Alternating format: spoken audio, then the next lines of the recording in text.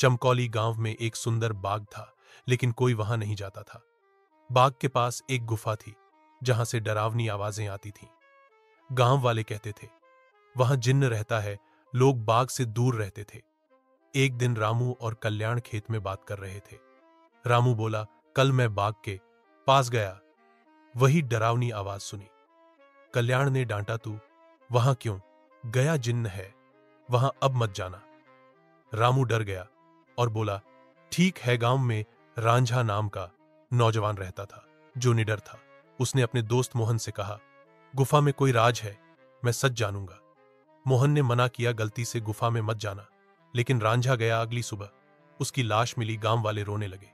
उसकी मां बोली, जिन्न ने मेरे बेटे को मार डाला। उसी गांव में धनु व्यापारी रहता था। उसकी बेटियां रीमा और सीमा थीं। उन्हें बाग के रंग बिरंगे फूल पसंद थे, लेकिन धनु मना करता था। रीमा ने सीमा से कहा, बाग में सुंदर फूल है, रांझा भैया की मौत का राज जानना होगा, हम बाग जाएंगे। सीमा डरी, लेकिन रीमा बोली, कल बाबूजी शहर जाएंगे, हम तब जाएंगे।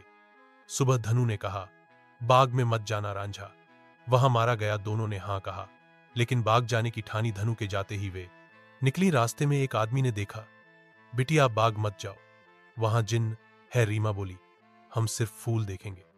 वह चला गया। बाग में दो चोर बात कर रहे थे। एक बोला, गुफा में खजाना होगा, जिन्न का बहाना है। दोनों गुफा की ओर गए। रीमा और सीमा उनके पीछे चली। गुफा के पास एक डरावनी औरत दिखी। उसकी टोकरी में फल थे। उसने चोरों को डांटा, गुफा में जिन्न है, वह तुम्हें मार देगा। चोर भाग गए। रीमा ने पूछा, काकी आप यहां क्या कर रही हैं? औरत बोली, यह बाग मेरा घर है, चले जाओ, वरना जिन्न तुम्हें मार देगा। वह गायब हो गई। सीमा बोली, मैं गुफा में नहीं जाऊंगी। रीमा बोली, तू रुक, मैं सच जानूंगी। रीमा गुफा में गई। एक भारी आवाज आई, मैं जिन्न हूं, गुफा में कैद हूं, मेरी मदद करो। रीमा बोली, आप दिखाई क्यों नहीं दे रहे? एक परछाई दिखी, मैं जिन्न की परछाई हूं, असली जिन्न तहखाने में कैद है।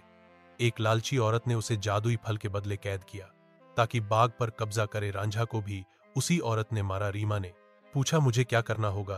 परछाई बोली, औरत की झोपड़ी से चमकदार फल लाओ, उसी में मेरी मुक्ति है, लेकिन सावधान, वह तुम्हें मार देगी। रीमा झोपड़ी पहुंची। औरत सो रही थी। रीमा ने चमकदार फल उठाया। औरत जाग गई, मेरा फल वापस कर, वरना मैं तुझे मार डालूंगी। रीमा भागकर गुफा पहुंची। फल गिरा और तोते में बदल गया। औरत भी पहुंची, लेकिन आग में जलकर मर गई। परछाई बोली, इस लालची औरत को सजा मिली। तोता तुम्हें रास्ता दिखाएगा। तोता रीमा को चमकदार खिड़की तक ले गया। इस खिड़की को खोलने की चाबी ढूंढो। दो रास्ते हैं, एक बाग की ओर, दूसरा तहखाने की ओर। तोते ने कहा।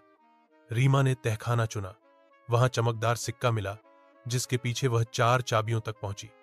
परछाई बोली, सही चाबी चुनो, वरना सब गायब हो जाएंगी।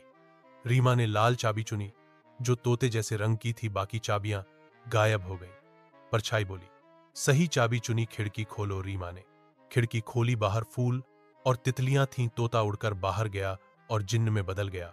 धन्यवाद बहादुर लड़की, तुमने मुझे आजाद किया। जो मांगोगी वह दूंगा।